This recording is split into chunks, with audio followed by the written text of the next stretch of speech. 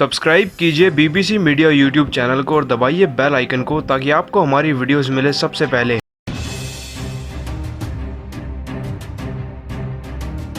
दोस्तों, अगर आप भी मोहम्मद सिराज और राहुल तेवातिया को बेहतरीन खिलाड़ी मानते हैं तो वीडियो को लाइक जरूर कीजिएगा। दोस्तों, आईपीएल 2021 का एक और बेहद ही रोमांचक मुकाबला बेंगलोर और राजस्थान की टीम के बीच में मुंबई के वानखेड़े में खेला गया। एक तरफ है आरसीबी की टीम जो कि पॉइंट्स टेबल के शिखर पर रह चुकी है, दूसरी तरफ है दोस्तों राजस्थान की टीम जो कि 3 में से मात्र एक ही मैच जीत पाई है। और अगर इस मैच की शुरुआत की बात करें तो आपको बता दें कि टॉस जीता कप्तान विराट कोहली ने। जैसा कि हर कोई सोचता है, उन्होंने इस मैदान पर गेंदबाजी का ही फैसला चुना। दोस्तों, वानखेड़े के मैदान पर चेस करना बेहद ही आसान है और विराट कोहली का यही फैसला आज मैच की शुरुआत से ही बिल्कुल सही साबित हुआ और इसे सही साबित किया मोहम्मद सिराज की रफ्तार और आरसीबी के बाकी गेंदबाजों ने। दोस्तों, पारी के तीसरे ही ओवर में मोहम्मद सिराज की खतरनाक रफ्तार का एक छोटा सा नमूना देखने को मिला। आपको बता दें कि तीसरे ओवर की तीसरी गेंद को सिराज ने इतनी ज्यादा तेज तर्रार डिलीवरी में तब्दील कर दिया कि बटलर गेंद को समझ ही नहीं पाए और इससे पहले कि वो अपना बल्ला घुमाते गेंद सीधा विकेट्स में जाकर लगी और वो क्लीन बोल्ड हो गए थे। दोस्तों, बटलर जैसे खिलाड़ी का विकेट मात्र 8 रन पर मिल गया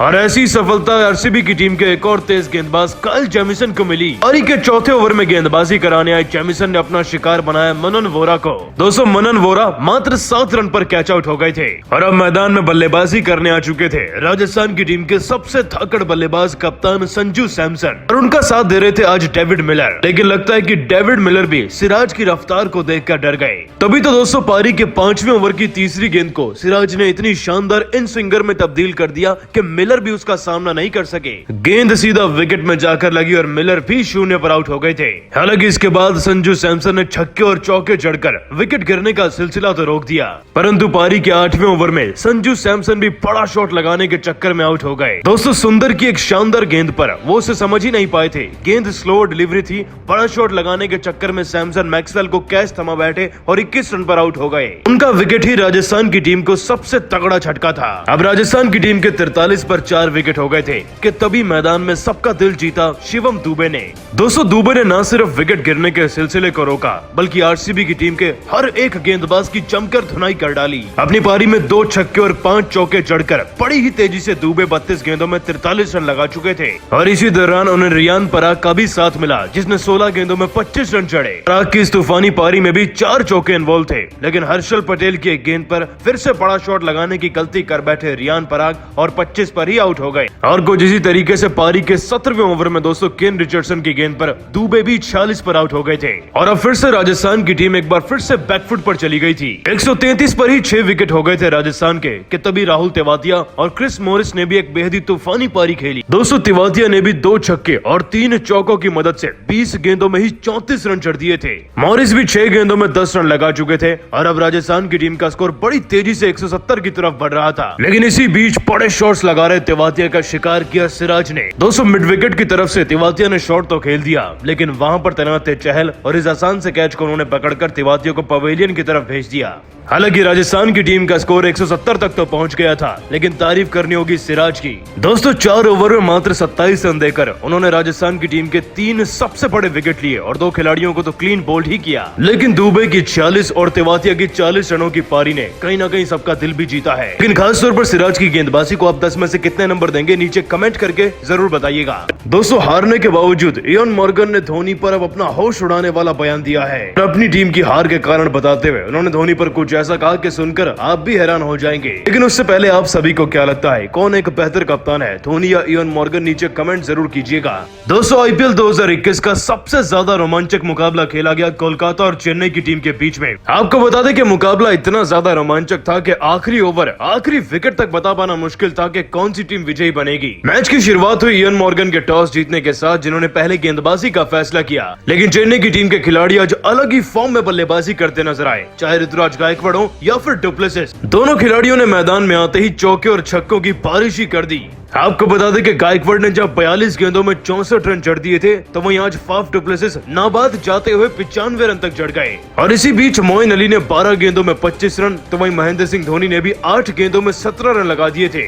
साथ ही जडेजा को भी एक ही गेंद मिली खेलने के लिए, लेकिन उस एक गेंद पर भी दोस्तों जडेजा छक्का जड़कर चले गए, जिसके बलबूते पर मात्र 3 विकेट के नुकसान पर चेन्नई सुपर किंग्स की टीम 220 तक पहुंच गई। जीतने के लिए कोलकाता की टीम को लक्ष्य मिला 221 रनों का, और जब कोलकाता की टीम मैदान में बल्लेबाजी करने आई तो दीपक चहर ने उनका ऐसा स्वागत किया जिसे वो कभी नहीं भूल पाएंगे। दोस्तों back to back Deepak Chahar ने अपने खाते में 4 विकेट जमा कर लिए। 31 रन पर 5 विकेट गिर चुके थे कोलकाता की टीम के। ऐसा लग रहा था कि मानो 90% मुकाबला तो चेन्नई की ही टीम का हो चुका है। जीतने के लिए 50 गेंदों में ही 100 रन से ज्यादा चाहिए थे कि फिर तभी मैदान में आंद्रे रसल नाम का तूफान आया। दोस्तों वो रसल ही थे जिनकी बल्लेबाजी ने पूरे मैच को बांध कर रख दिया। कार्तिक का साथ मिलते ही 220 से कम गेंदों में ही रसल ने अपना अर्धशतक पूरा किया और 22 गेंदों में 54 रन बना दिए थे। दूसरी तरफ कार्तिक भी 24 गेंदों में 40 रन बना गए। लेकिन असली मजा तो आया कमिंस की पारी को देखने में। दोस्तों 34 गेंदों में 66 रन जड़कर कमिंस मैच को आखिरी ओवर तक ले गए, जिसमें जीतने के लिए 20 रन चाहिए थे।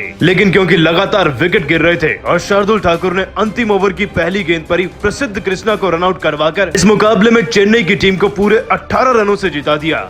लेकिन दोस्तों आपको बता दें कि हारने के बावजूद इयोन मॉर्गन ने धोनी पर कुछ ऐसा कह दिया कि करोड़ों भारतीयों का दिल जीता है। इसी के साथ साथ दोस्तों उन्होंने अपने बयान में हार के कारण भी बताए। तो चलिए आपको बताते हैं कि पोस्ट मैच प्रेजेंटेशन में इयोन मॉर्गन ने अपने बयान में क्या कहा कि चेन्नई जैसी टीम को हराना आसान नहीं, उनके पास एक बहुत ही बड़ा बैटिंग लाइनअप है। यदि यही बैटिंग लाइनअप आपकी टीम के खिलाफ एक बड़ा स्कोर बनाता है तो आपको अच्छे से बल्लेबाजी करनी होती है। 31 रन पर 5 विकेट गिर जाना इस बात का अंदेशा होता है कि आप मुकाबले को हार ही चुके हैं। हालांकि इसके बाद जिस अंदाज में रसल, दिनेश कार्तिक और खासतौर पर पैट कमिंस ने बल्लेबाजी करी, वो टीम को यह स्पिरिट दर्शाता है कि चाहे आप हारे या फिर जीतें, आपको मुकाबले में अपना बेस्ट देना चाहिए। रसल और कमिंस ने ऐसा ही प्रदर्शन किया जिनके लिए मैं बेहद ही खुश हूँ। मुंबई के इस मैदान पर अक्सर मुकाबले 200 या 200 के पार ही जाते हैं। बस फर्क इस बात से पड़ता है कि क्या आपने शुरुआती दौर से चेस किया, क्योंकि अगर शुरुआत में ही आपके विकेट्स गिर जाते हैं तो मिडिल ऑर्डर से लेकर ऑलराउंडर्स तक पर प्रेशर बन जाता है। और इसी प्रेशर का फायदा उठाया चेन्नई की टीम के कप्तान धोनी ने।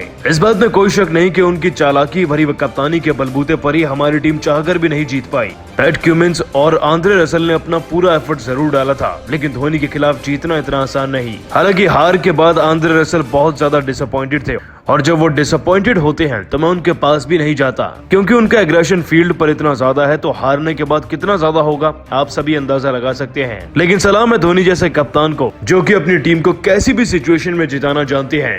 दोस्तों असल मायनों में तो धोनी की कप्तानी ने ही मैच को जिताया है, क्योंकि अंतिम ओवर्स में 12 गेंदों में 28 रन चाहिए थे। लेकिन ठाकुर और सैम करन से कैसे गेंदबाजी करानी है और कैसे अब इस हार को जीत में तब्दील करना है, वो धोनी ने करके दिखा दिया।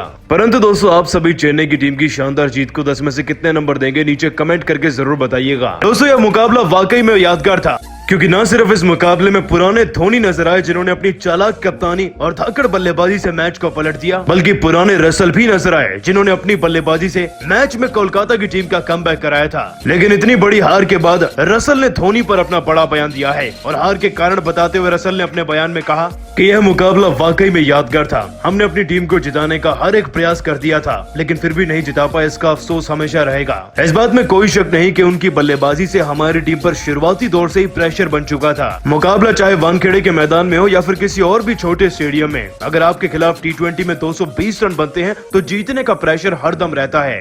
लेकिन फिर भी जब गेंदबाजों की इतनी पिटाई होने के बावजूद इतना बड़ा लक्ष्य मिला, तो हमारा मकसद केवल टीम को हर हाल में जिताना था। मैदान में आकर मैंने अपनी नेचुरल गेम खेलनी चाहिए, जिस तरीके से मैं बल्लेबाजी करता हूं, और शायद यही वजह है कि चेन्नई की टीम के खिलाफ इतनी बड़ी पारी भी खेल पाया। लेकिन अफसोस रहेगा कि टीम को नॉट आउट रहकर जिता नहीं सका। इसके बाद दोस्तों जब रसल से यह पूछा गया कि आपकी नजर में अपनी टीम की हार का सबसे बड़ा कारण क्या रहा, इस बात का जवाब देते हुए रसल ने कहा कि जब भी आपकी टीम किसी मुकाबले में हारती है तो उसका कोई एक कारण नहीं होता। हाँ, लेकिन चेन्नई की टीम की बल्लेबाजी को हटाकर बात करी जाए तो शायद धोनी जैसे कप्तान से मुकाबले को जीतना आज भी आसान नहीं। उनकी कप्तानी से न सिर्फ टीम को बल्लेबाजी और गेंदबाजी में अलग ही बल मिलता है, बल्कि उनकी चालाकी भी टीम को हरदम दूसरी टीम से आगे रखती है। जैसे कि अंतिम ओवर्स में पैट कमिंस ने गेम को बना ही दिया था, लेकिन फिर धोनी की चालाकी से एनगिडी ने एक ओवर में 5 रन दिए और ठाकुर ने तो विकेट ही ले डाला, जबकि सैम करन पर प्रेशर भी बनाया गया। लेकिन इसके बावजूद धोनी की चालाकी के आगे शायद हमारी टीम की बल्लेबाजी भी काम नहीं कर पाई। शायद यही हमारी टीम की हार का सबसे बड़ा कारण भी बना है, लेकिन मुझे उम्मीद है कि आगे चलकर अपनी टीम के लिए और बेहतर प्रदर्शन करके हम उन्हें जिता पाएंगे।